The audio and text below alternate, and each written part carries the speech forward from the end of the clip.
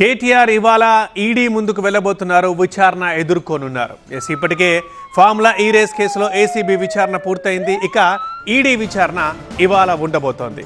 ఇప్పుడు ED term వచ్చింది. Formula ఈ రేస్లో అవినీతి అక్రమాలపై ఏసీబీ ఫోకస్ పెడితే ఈడీ విదేశీ లావాదేవీలపైన ఆరా తీస్తోంది.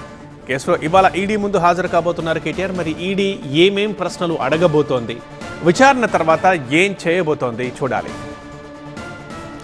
ఇవాళ ఈడీ విచారణకు హాజరవుతున్నారు కేటీఆర్. ఉదయం 10:30కి ఈడీ ముందుకు వెళ్తున్నారు కేటీఆర్. న్యాయవాది లేకుండానే ఈడీ విచారణకు వెళ్ళబోతున్నారు.